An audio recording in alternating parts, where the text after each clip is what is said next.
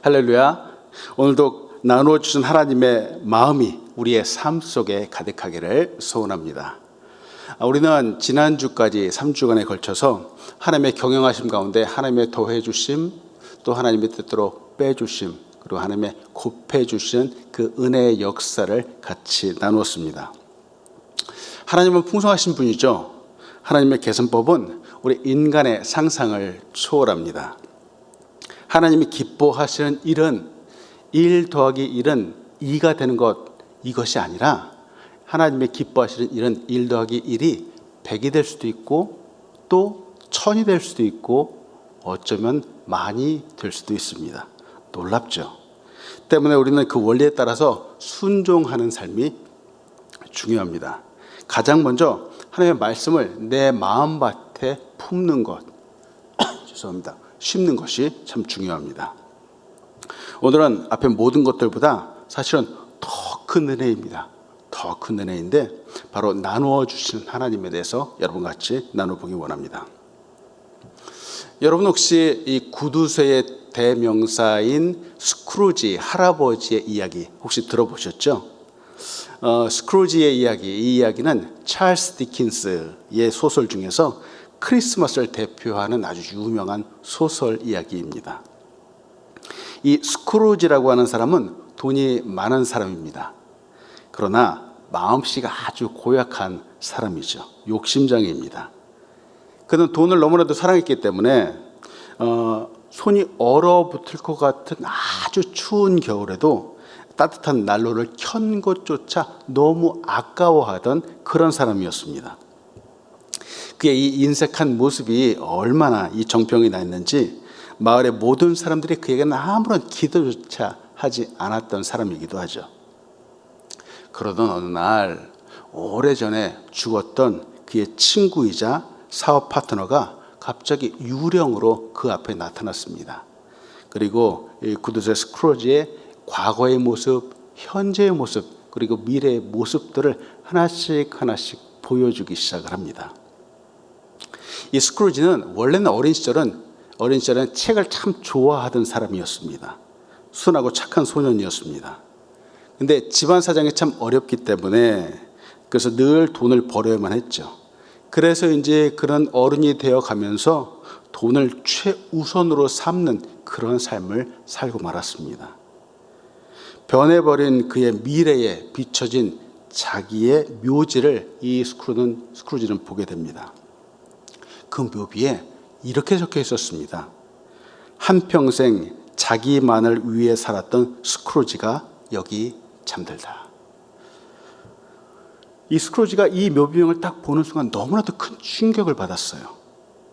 스크루지는 이 묘비명 하나 때문에 자신의 그 인색했던 모습들, 그리고 욕심장이고 나누지 못했던 그 모습들을 후회하면서 이제는 완전히 새 사람이 되었다라고 하는 그런 이야기입니다.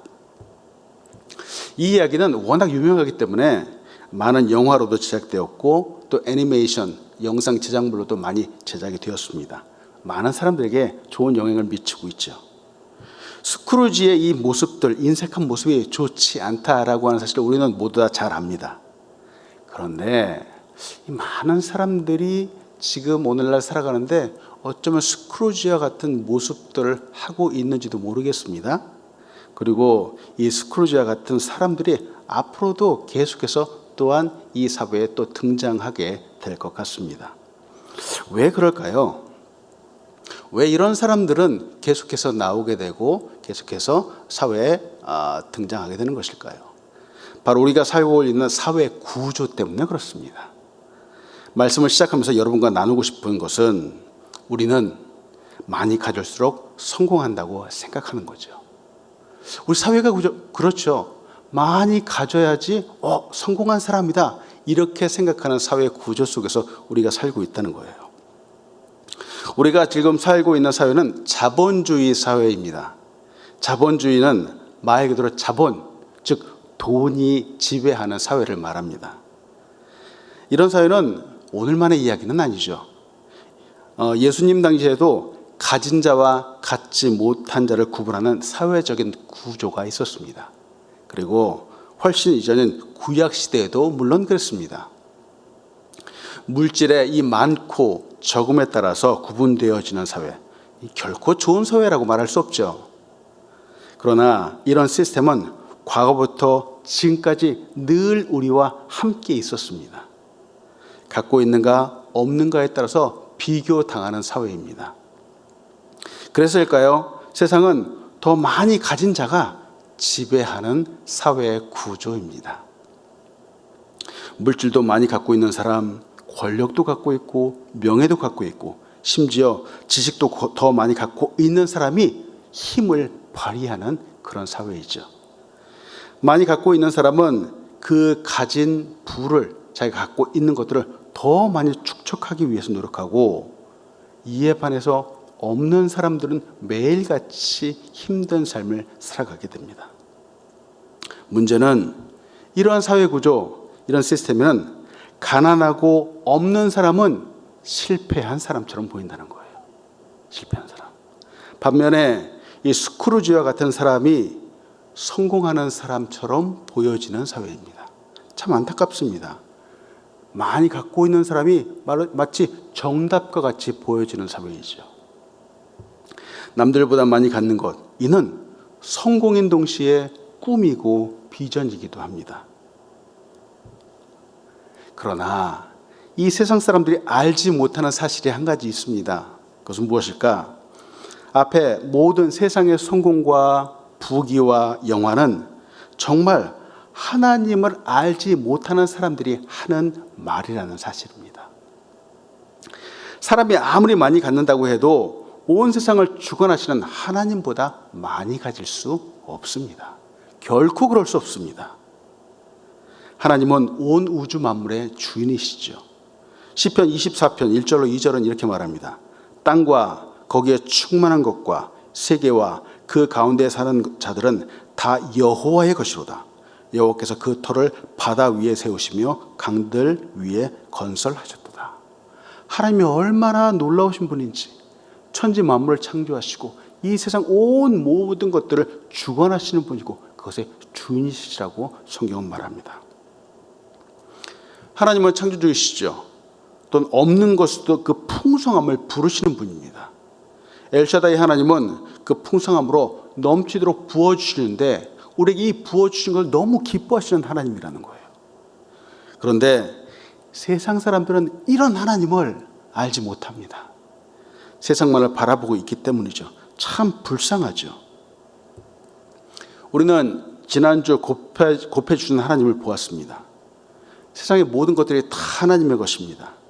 하나님의 원리 30배, 60배, 100배의 축복의 원리를 믿고 안다면 우리는 이 세상의 사상, 이 세상의 가치관에 따라서 여기에 쪼들리면서 살아갈 필요가 없습니다.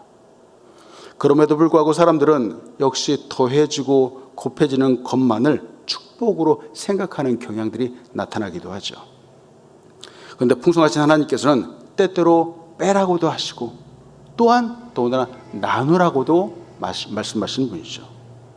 이때 우리는 기쁨으로 순종하기보다는 덜컥 잃어버린다는 느낌, 내 것을 빼앗긴다라는 느낌, 손해본다는 느낌이 들기도 합니다. 그러나 하나님은 빼주심을 통해서 영적인 축복을 더해 주신다는 사실을 우리 보았던 것처럼 오늘 이 나눔을 통해서 또한 기적을 곱해 주시는 분입니다.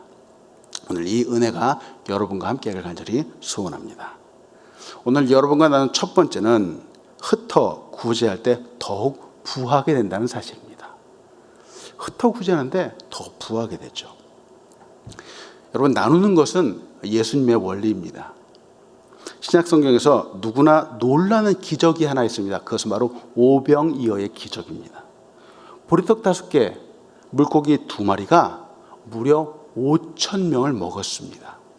심지어 2만 명까지 먹였습니다. 이 모든 사람들이 배불리 먹고 그 남은 것을 모아보니까 12광줄이나 되었습니다. 이것은 나누는 것이 바로 축복이다라는 사실을 보여주는 놀라운 이야기입니다. 이상하죠? 우리가 사는 세상, 우리 사회의 원리는 나누면 나눌수록 줄어들게 되죠. 이것은 꼬마 아이들도 다 합니다. 그런데 하나님께서 나누시면 하나님께 나누시면 나누면 나눌수록 결코 줄어들지 않습니다. 도리어 풍성해집니다. 나뿐만이 아니라 다른 사람들까지 모두 살게 되는 역사가 바로 여기에 나타납니다. 오늘 잡은 말씀 11장 24절 상반절은 이렇게 말하죠. 흩어 구제하여도 더욱 부하게 되는 일이 있나니. 이것이 바로 하나님의 역사이죠. 그런데 이 역사를 보기 위해서 한 가지 필요한 것이 있습니다. 바로 믿음의 관점입니다. 믿음의 관점. 세상적인 관점으로는, 세상적인 시각으로는 이 하나님의 역사를 볼 수 없습니다. 경험할 수 없습니다. 예수님은 가장 먼저 자기와 함께 있는 사람, 가까이 있는 사람들이 바로 이 관점을 갖기 원하셨습니다. 무리가 많이 모여 있었고 사람들은 한참을 말씀을 듣느라고 어느덧 배가 고프기까지 했습니다. 이때 예수님은 제자들에게 너희가 먹을 것을 주라 하고 이렇게 말씀합니다. 마태복음 14장 15절로 16절에 이렇게 말합니다. 저녁이 되매 제자들이 나와 이르되 이곳은 빈들이요 때도 이미 저물었으니 무리를 보내어 마을에 들어가 먹을 것을 사 먹게 하소서. 예수께서 이르시되 갈 것 없다 너희가 먹을 것을 주라. 이 말을 듣는 제자들이 아주 황당해했을 거예요. 너희가 먹을 것을 주라. 아니 예수님이 언제 먹을 것을 주라고 하기 위해서 우리에게 돈을 주신 적이 있었는가? 밥을 지으라고 쌀을 주신 적이 있었는가? 예수님은 결코 그렇게 하신 적이 없었죠. 그런데 갑자기 예수님이 말씀하시는 거예요. 돈이 없기는 모여 있는 사람들이나 제자들이나 매 마찬가지인데 갑자기 예수님이 제자들에게 너희가 먹을 것을 주라 이렇게 말씀하시는 거예요. 이 본을 보면서 여러분과 잠깐 나누고 싶은 것은 이게 우리의 삶과 너무나도 많이 닮았다는 거예요. 그렇죠? 여러분, 우리는 재정적으로 여유롭고 풍성한 적이 아마 별로 없을 것입니다.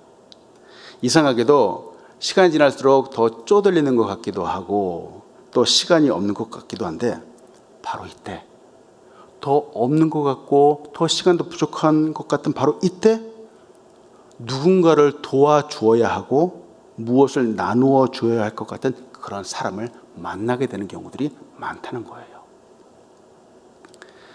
이번에는 좀 넘어갔으면 좋겠는데 이상하게도 나보다 돈도 많고 나보다 시간도 많은 저 사람을 꼭 놔두고 정말 부족한 나에게 도와줘야 되는 그런 상황이 덜컥 오기도 합니다. 더 피곤하고 더 힘든 것 같은데 해야 되는 상황을 맞이하게 되기도 합니다. 네, 여러분, 바로 여기 하나님의 뜻이 담겨 있습니다. 하나님의 축복이 바로 여기에 숨어 있습니다. 이 오병이어의 상황에서도 예수님은 제자들이 볼 수 없었던 하나님의 관점이 있었습니다. 너희가 먹을 것을 주라 라고 하는 이 예수님의 말씀 속에는 너희가 이 사람들의 먹을 것을 책임지라 라고 하는 그 말씀이 아니었습니다. 이는 12명의 제자들의 능력 밖이라는 사실을 예수님도 너무나도 잘 알고 계셨습니다. 이 사람들을 먹이는 일은 하나님께서 하시는 일이죠.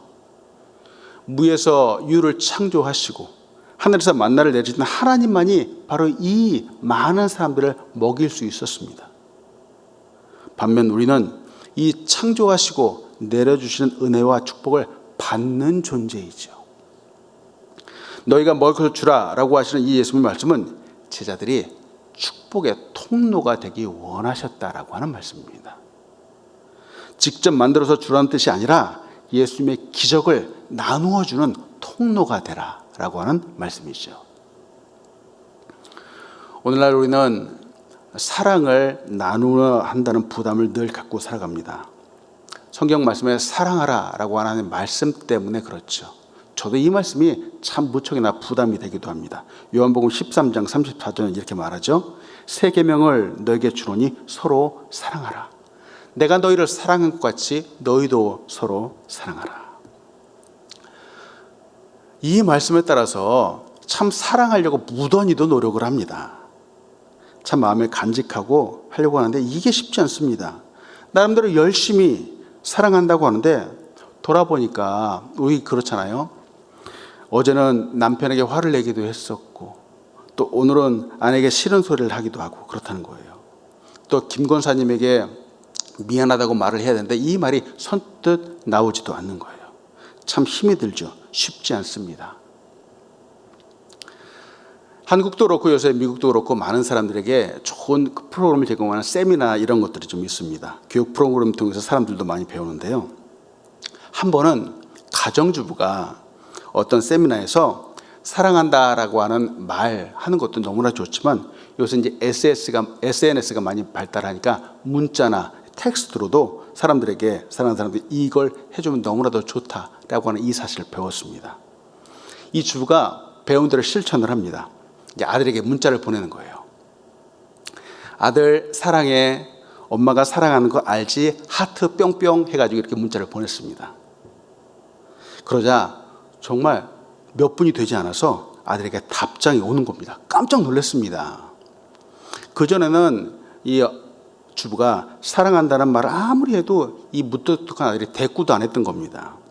그런데 문자를 보내니까 정말 답장이 온 겁니다. 기대감을 갖고 이 문자를 딱 열어보았습니다. 거기 이렇게 써 있었습니다. 엄마 왜 이래? 또 어디서 뭘 배웠구나. 이렇게 대뜸 대답을 하는 겁니다. 여러분, 우리가 사랑한다고 하는데 매일같이 이렇게 힘들고 어렵고 또 실패하는 이유는 내 힘으로 사랑하려고 하기 때문에 그렇습니다. 우리가 줄 수 있는 사랑은 사실 아주 작습니다. 내 힘으로 줄 수 있는 사랑은 너무나도 조건적이고 제약적인 경우가 많이 있습니다. 내 힘으로 하는 사랑은 온전하지도 않습니다. 때문에 우리가 사랑한다라고 하는 이 부분 역시 주님의 사랑을 덧입어서 해야 하는 것이죠. 주의 사랑을 받고 그 사랑을 나누는 축복의 통로가 되는 것, 이것이 바로 우리의 사명이죠. 우리에게는 바로 이런 사명이 있습니다. 저는 말씀 묵상하면서 늘 생각하는 것들이 이 세상에 이해되지 않는 부분이 있었습니다. 바로 이 세상에 부자와 가난한 자가 함께 살아간다는 사실이죠. 부자와 가난한 자, 물론 상대적인 개념입니다. 어느 정도는 있지만 나보다 더 많이 가진 자와 비교를 해보니까 나는 늘 부족하고 가난한 사람입니다. 또 내가 많이 없는 것 같아 보였는데 또 나보다 없는 사람을 보니까 나는 그 사람보다 부자인 사실을 나중에 깨닫게 되는 거예요. 이처럼 우리는 비교하면서 때로는 실망하기도 하고 때로는 위로를 얻기도 하고 때로는 교만해지기도 합니다. 그런데 이렇게 부자이건 가난한 사람이건 이 사람들은 늘 우리 주변에 있었습니다. 과거에도 있었습니다. 앞으로도 이 세상에 영원히 또 같이 할지도 모르겠습니다. 하나님께서 이 부자와 또 가난한 자가 함께 살아가도록 우리에게 허락해 주셨습니다. 이 땅에서 우리의 삶엔 늘 부자와 가난한 사람이 함께 공존해 갑니다. 그런데 이것이 축복입니다. 무슨 말일까? 이는 가난하고 도움이 필요한 사람들에게 바로 사랑을 나누어 주고 베풀어 줄 수 있는 축복이라는 사실입니다. 물질도 나누고 사랑도 나누고 은혜도 나누어 줄 수 있다라는 사실은 이건 놀라운 축복이죠. 신명기 15장 7절로 8절은 이렇게 말합니다. 내 하나님 여호와께서 내게 주신 땅 어느 성읍에서든지 가난한 형제가 너와 함께 거주하거든 그 가난한 형제에게 내 마음을 완악하게 하지 말며 내 손을 움켜쥐지 말고 반드시 내 손을 그에게 펴서 그에게 필요한 대로 쓸 것을 넉넉히 구워주라. 세상에 이런 말씀도 있었네요.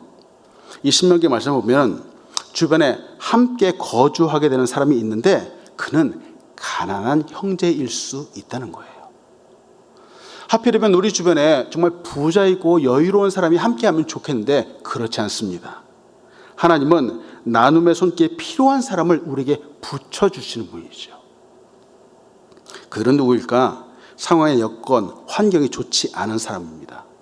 이 사람들은 특별히 신명기 바로 앞에 14장에 보면 고아들입니다. 이 사람들은 과부들이기도 합니다. 그리고 레위인들을 특별히 말합니다. 하나님께서 이들을 이웃으로 주시는 이유는 우리가 마음을 너그럽게 하고 또 손을 움켜쥐지 말고 그들에게 필요한 것을 나누어 주라라고 하는 이유 때문입니다. 이 말을 조금 다른 말로 하면 하나님이 나에게 주셨던 이 축복을 나만 갖고 있지 말고 이제 나누고 베푸는 축복의 통로가 되라라고 하는 말씀이죠. 나누고 베푸는 삶은 복된 삶입니다. 하나님께서 기뻐하시는 삶이죠. 이때 하나님은 우리가 나눈 것에 플러스 알파로 복을 더해 주십니다. 누가복음 6장 38절은 이렇게 말합니다. 주라 그리하면 너에게 줄 것이니 곧 후히 되어 누르고 흔들어 넘치도록 하여 너에게 안겨주리라. 너희가 헤아리는 그 헤아림으로 너희도 헤아림을 도로 받을 것이니라. 아멘. 여러분, 이 말씀이 여러분의 축복의 말씀이 되길 간절히 소원합니다. 이렇게 나누기를 즐겨 하다가 큰 축복을 받은 사람이 있습니다. 바로 보아스입니다. 룻기를 보면은 이방 모압 땅에서 돌아온 나오미와 그 며느리 룻이 그 땅에서 모든 것을 다 잃고 가난하게 되어서 돌아왔습니다. 베들레헴에 온 룻은 이제 이삭 줍기를 하면서 근근히 하루하루를 살아가야만 됐습니다. 그런데 성경은 룻이 이삭 줍기를 하다가 우연히 보아스의 밭으로 갔다라고 말합니다. 룻기 2장 3절은 이렇게 말하죠. 룻이 가서 베는 자를 따라 밭에서 이삭을 줍는데 우연히 엘리멜렉의 친족 보아스에게 속한 밭에 이르렀더라. 이삭을 주었는데 우연히 그 밭으로 갔다. 룻이 우연히 그 밭으로 가게 된 이유는 보아스가 평상시에 가난하고 도움이 필요한 사람들을 위해서 곡식을 남겨두었기 때문입니다. 보아스가 구제와 나누기에 풍성하게 사람들에게 도와주었기 때문이죠. 이방 여인인 룻이 정말 완전히 낯선 땅이잖아요. 낯선 땅에 와서 이 이삭 줍기를 하는데 그 보아스의 땅이라고 알고 일부러 간 것이 아니었죠. 이삭을 주울 수 있는 곳이 어디인가 따라가다가 우연히 가게 된 바로 그 밭이 보아스의 밭이었습니다. 보아스가 남을 배려하지 않고 정말 나누기를 좋아하지 않고 자기 일에만 딱딱 열심히 있는 사람이었다면 룻은 그 밭으로 우연히 갈 수 없었을 것입니다. 보아스는 평소에도 이 나누고 베푸는 삶을 늘 실천하는 사람이었습니다. 이것 때문에 보아스가 룻을 만나게 되었고 그리고 결혼을 하게 되었고 그 자손으로 다윗이 태어납니다. 그리고 그 후손으로 예수 그리스도가 오게 되었습니다. 놀랍습니다.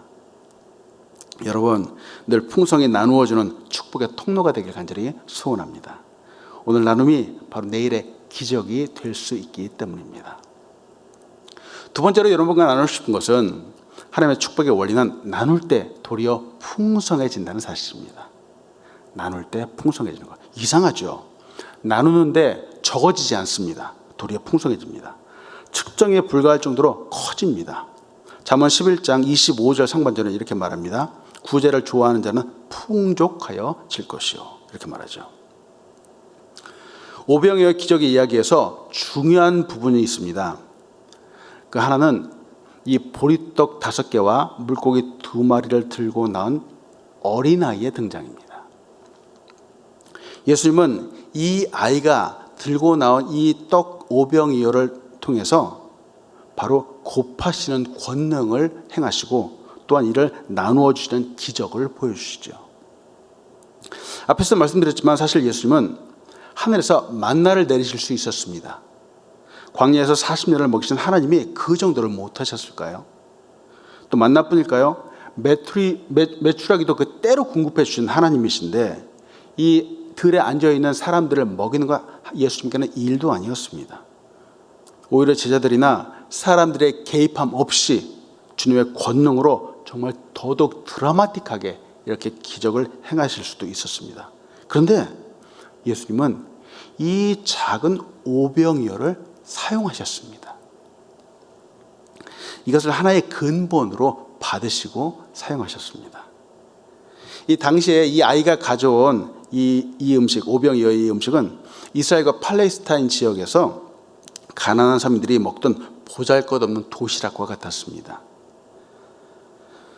우리는 그렇잖아요. 누가 이렇게 작은 것들을 가지고 오면 아유 벼룩에 간을 내먹지 괜찮다 이렇게 돌려보낼 텐데 예수님은 그렇게 하지 않으셨어요. 지금 미국과 사회복지제도가 아주 잘 되어 있는 그런 나라들이 있습니다. 요사이 나라마다 기관마다 이런 복지 시스템을 또 많이 갖추려고 노력을 하기도 합니다. 근데 이런 사회복지제도는 말이죠, 많은 이득을 취한 사람은 세금을 많이 내라는 거예요. 많이 낸 것을 가지고 가난하고 도움이 필요한 사람들에게 나누어 주겠다라고 하는 하나의 정책입니다. 물론 이건 좋은 제도이면 틀림없습니다. 근데 이건 지극히 사람들의 머리에서 나오는 당연한 생각이죠. 근데 하나님의 생각은 좀 다릅니다. 사람들이 만들어 놓은 시스템과 많이 다르죠.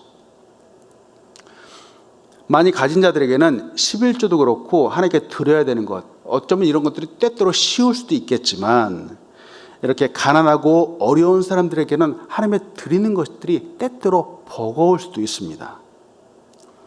부자인 사람들은 소, 양들을 하나님 앞에 드리는데 가난하고 없는 사람들은 비둘기라도 드려야 되는 것이 근데 하나님의 말씀이고 하나님의 뜻이었습니다.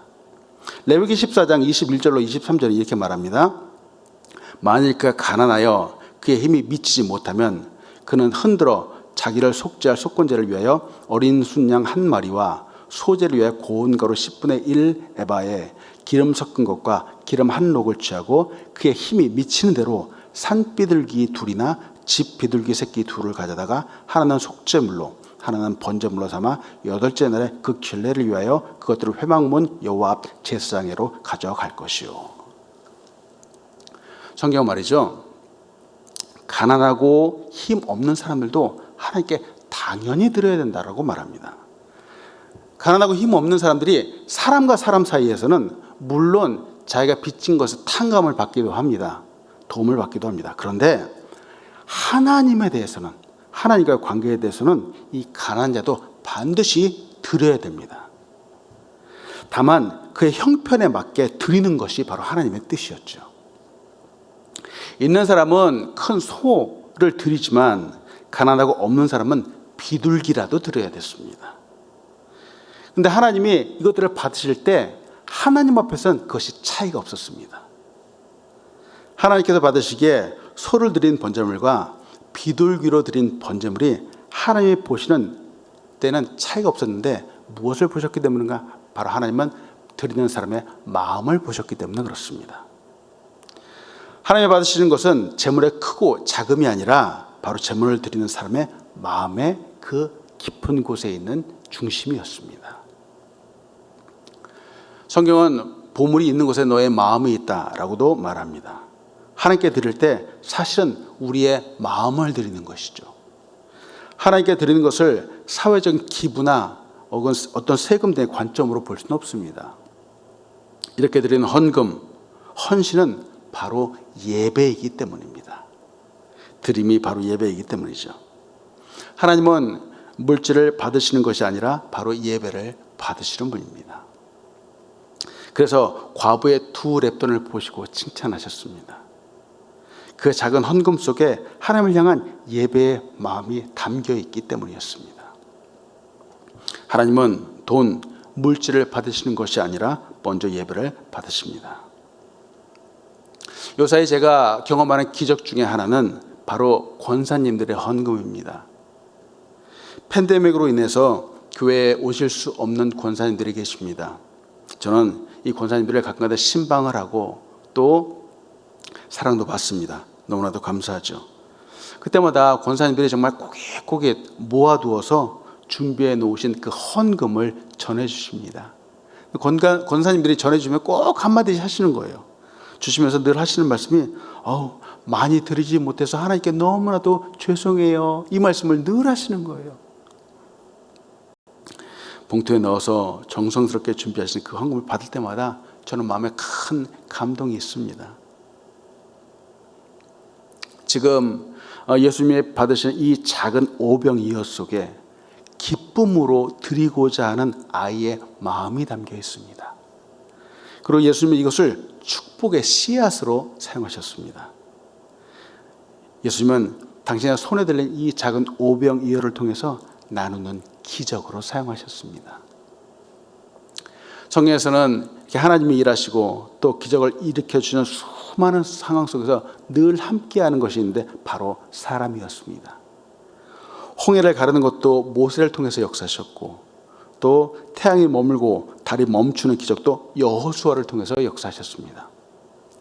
미디안 13만 5천의 군대를 물리친 사건도 기드온과 300 용사를 통해서 하나님께서 역사하셨습니다.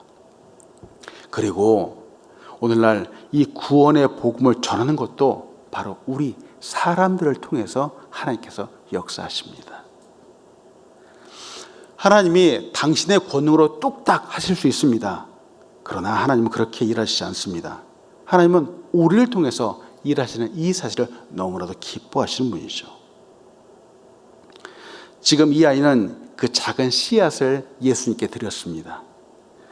아이가 자기의 도시락을 만약에 혼자 먹었다면 충분히 그럴 수 있었습니다. 그렇다면 예수님은 아마 다른 방법을 통해서 이 많은 사람들을 먹이셨겠죠. 그러면 이때 이 기적은 오병이어라고 하는 기적이 아니라 아마 다른 타이틀이 붙여졌을 것입니다.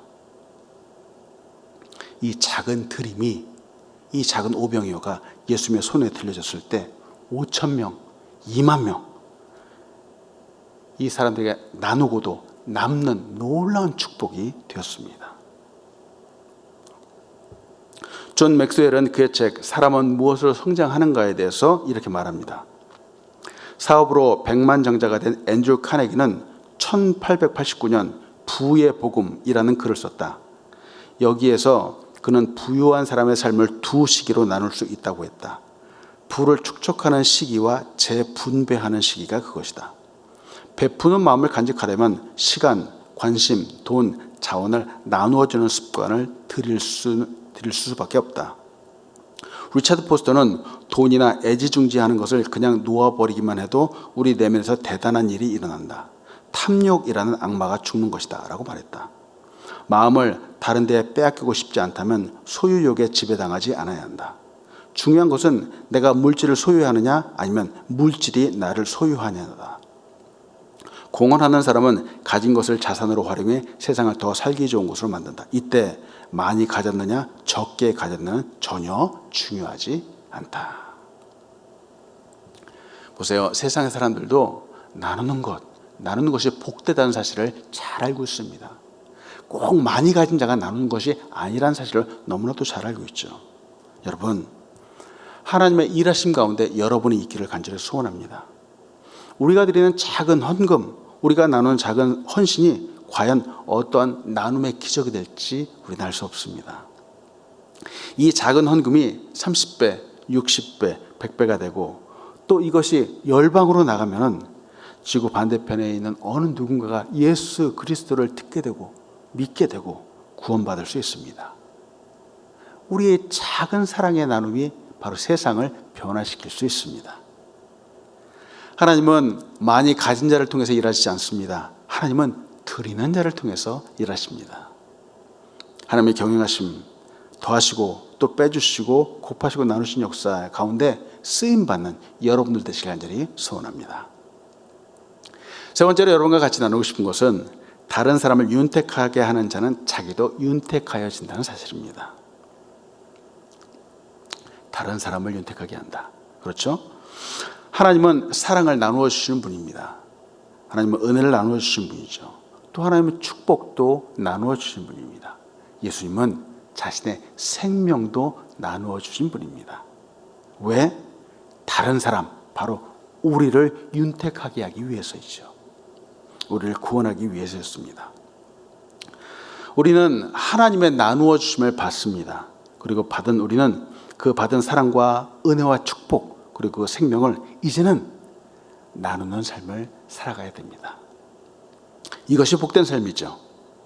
우리가 가장 하나님을 닮을 때에는 바로 이 받은 은혜와 축복을 나누어 줄 때입니다.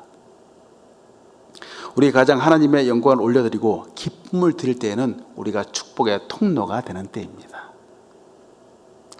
하나님이 그렇게 나눠주기를 기뻐하십니다. 여러분, 우리 주변에는 돌아보니까 고아, 과부, 가난하고 힘들고 외롭고 병든 사람들이 있습니다. 이상하게도 늘 있습니다. 어느 한순간도 없는 날이 없었습니다. 우리는 이 주님의 심장을 가지고 이 사람들을 정말 주의 깊게 돌아보아야 됩니다. 오늘 전말씀 11장 25절에 이렇게 말하잖아요. 남을 윤택하게 하는 자는 자기도 윤택하여 지리라. 그렇죠. 저는 얼마 전 신문을 보다가 가슴을 훈훈하게 하는 이야기를 하나 보게 되었습니다. 참 요사이 이 코로나 사건도 그렇고 참 많은 사건과 사고들이 참 끊이지 않아서 기도가 절로 나오는 그런 시대에 우리가 살고 있습니다. 그런데 이 이야기는 제게 참 잔잔한 미소를 주었습니다. 이 이야기는 2021년도 2월 달에 세계일보에 실린 이야기입니다. 지금으로부터 1년 전쯤 어느 날 치킨이 먹고 싶다며 울며 보채는 7살 어린 동생을 달래기 위해서 무작정 데리고 거리에 나오긴 했지만 17살 A군은 손에 쥔 돈 5천 원이 전부였다. 동네 이리저리 치킨집을 돌며 조금이라도 좋으니 5천 원어치만 먹을 수 있냐고 물은 이들을 환영할 곳은 없었다. 어릴 적 사고로 부모님을 잃고 할머니와 살아온 형제, 짬짬이 돈가스 집에서 아르바이트를 했던 A군은 신종 코로나 바이러스 감염증 코로나19로 가게 형편이 어려워지자 더 이상 일할 수 없게 된 후 이따금 다른 아르바이트를 이어가며 근근히 생활하고 있었다. 마침내 다다른 서울 마포구의 한 치킨집 앞, 하지만 여태 거절만 당한 터라 A군은 쉽게 용기를 내지 못했다. 치킨집을 운영하는 박재휘 씨는 문 앞에서 머뭇거리는 A군 형제를 보고는 일단 이들을 가게에 들어오게 했다. 형제의 사정을 들은 박 씨는 메뉴 하나를 이들에게 내어주었고 딱 봐도 양이 너무 많아 잘못 주신 것 같아요 라는 A군의 말에도 그는 식으면 맛이 없다며 콜라 2병을 더 내어왔다. A군은 모락모락 김이 피어나는 치킨을 앞에 두고도 돈 걱정에 선뜻 손이 움직이지 않았지만 옆에서 행복해하며 맛있게 치킨 먹는 동생을 보니 그런 걱정은 순간 새카맣게 잊어버렸다.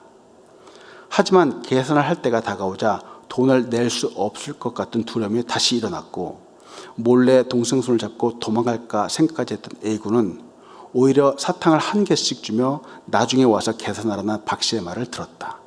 그래도 양심을 저버릴 수 없어 5천 원이라도 내겠다고 A군이 버텼지만 박 씨는 이를 형제들에게 결국 돈을 받지 않았다. 17살인 이 A군은 이 사장님의 베풀어준 사랑에 감사해서 A4지 한 2장 정도 되는 편지를 썼습니다. 편지를 써서 이 치킨집 본사에 감사 편지를 전달했습니다. 물론 1년이 지난 후에 했지만 그때의 감동과 따뜻함을 아주 생생히 기억한다라고 말합니다. 평생 잊지 못할 친절에 감사한다라고 보내왔습니다. 물론 이 이후에도 또 사건이 있었습니다. 동생이 형 몰래 이 치킨집을 찾아갔던 겁니다. 그때마다 사장님이 동생을 갖다가 아주 기쁘게 맞이했고 또 치킨도 대접했고 어느 날은 이 동생의 터부룩한 머리도 아주 나이스하게 헤어컷도 해주었습니다. 처음 보는 사람에게, 처음 보는 우리한테 이렇게 친절을 베풀어준 그 사장님에게 너무너무 감사하다고. 그러면서 이 17살인 A군이 나중에 이렇게 쓰는 겁니다. 저도 나중에 커서 어른이 되어서 꼭 돈을 많이 벌어서 이렇게 어려운 사람을 도우면서 살 수 있는 그런 사람이 되고 싶다라고 이렇게 하는 겁니다. 참 훈훈한 이야기잖아요. 그런데 이 이야기는 여기서 끝나지 않습니다. 여기서 끝나면은 그냥 좋은 이야기라고 할 수 있는데 이 이야기가 인터넷을 통해서 사람들에게 퍼져나가기 시작을 했습니다. 여러분, 한국은 인터넷이 얼마나 발달되어 있는지, 사람들이 인터넷을 얼마나 잘하는지 많은 것들을 알려주지 않았는데도 사람들이 너도나도 하면서 이 치킨집이 어디에 있으며 또 전화번호는 어디고 주소는 어디고 사람들이 다 아는 겁니다. 그리고 그걸 인터넷에 다 공개를 했습니다. 그러면서 사람들이 하는 말이 글쎄 사람들이 친절을 베푼 이 박 사장님을 돈으로 혼쭐 내겠다고 너도 나도 치킨을 주문하기 시작을 했습니다. 그럼 이 치킨집이 하루아침에 엄청나게 바빠진 겁니다. 치킨집 사장님이 또 이렇게 글을 올렸습니다. 점주 박재휘입니다. 먼저 여러 가지 방법으로 저희 가게를 찾아주신 분들께 고개 숙여 감사 말씀 올립니다. 감사합니다. 어느 날과 다름없이 가게 걱정에 잠 못 들고 뒤척이며 아침 해가 다 뜨고 나서야 잠이 들었습니다. 얼마 지나지 않아 계속 울리는 전화벨에 눈을 뜨게 되었고 지금 이 시간까지 꿈 같은 시간을 보내고 있습니다. 저를 돈줄 내주시겠다며 폭발적으로 밀려 들어오는 주문과 매장으로 찾아주시는 많은 분들의 따뜻한 발걸음, 주문하는 척 들어오셔서 선물을 주고 가시는 분들, 심지어 좋은 일에 써달라며 소액이라 미안하다며 봉투를 놓고 가신 분들도 계십니다. 또 전국 각지에서 응원 전화와 메시지, 댓글이 지금 이 시간에도 쏟아지고 있습니다. 글이나 말로는 표현할 수 없을 것 같습니다. 진심으로 감사하다는 말씀 드리고 싶습니다. 아직도 제가 특별한 일, 대단한 일을 했다고 생각하지 않습니다. 제가 아닌 누구라도 그렇게 하셨을 거라 굳게 믿기에 더더욱 많은 분들의 관심과 사랑이 부끄럽기만 합니다. 이렇게 박수 쳐주시고 칭찬해 주시니 그 소중한 마음 감사히 받아 제 가슴속에 평생 새겨두고 항상 따뜻한 사람, 선한 영향력을 줄 수 있는 사람이 되겠습니다. 참 감동적인 이야기이죠. 저는 이 이야기를 보면서 참 마음이 따뜻해졌습니다. 시간이 갈수록 세상이 참 각박해진다라고 많은 사람들이 이야기합니다. 그러나 한편으로는 이렇게 미소 짓게 하는 사람들도 있죠. 세상에는 스크루지와 같은 사람도 있지만 또한 사랑과 선행을 이렇게 베푸는 사람도 있습니다. 누가복음 6장 38절을 다시 한번 봅니다. 주라, 그러면 너에게 줄 것이니 곧 후히 되어 누르고 흔들어 넘치도록 하여 너에게 안겨주리라. 너희가 헤아리는 그 헤아림으로 너희도 헤아림을 도로 받을 것이니라. 남을 윤택하게 하는 자는 자기도 윤택하게 된다라고 성경은 말합니다. 나누는 우리로 인해서 어느 누군가가 사랑을 입고 또 작은 소망도 갖기를 소원합니다. 말씀을 마칩니다. 나눔으로 복의 통로가 되시길 간절히 소원합니다. 세상에서의 기준은 많이 갖는 것이죠. 이것은 세상의 자랑거리입니다. 소위 말해서 성공의 하나의 기준이 되기도 하죠. 물질만 그렇지 않습니다. 우리가 갖고 있는 은사와 재능도 그렇습니다. 권력과 명예도 그렇습니다. 내게 있는 은사와 재능은 하나님께서 나에게 주신 것이죠. 은사와 재능이 아무리 뛰어나다고 해도 근데 하나님께 이것을 드리지 않는다면 이것은 그 진가를 발휘할 수 없습니다. 우리에게 있는 물질, 재능과 은사, 다른 사람을 위해서 나누지 않고 자기 자신만을 위해서 사용한다면 이는 또한 욕심장애로 살아가는 삶을 살게 될 수밖에 없죠. 하나님께서 주신 재능과 은사 그리고 물질은 하나님의 영광을 위해서 또 나누기 위해서 사용해야 합니다. 이것은 곧 후히되고 흔들어 넘치도록 부어주시는 축복으로 돌아오게 됩니다. 나누는 삶은 다른 더하고 빼고 곱하는 삶보다 사실은 더 높은 차원의 삶입니다. 나눔의 원리는 바로 예수님의 원리입니다. 오병이어 주인공이었던 그 어린아이는 그의 손에 들고 있던 떡과 물고기를 주님께 드렸습니다.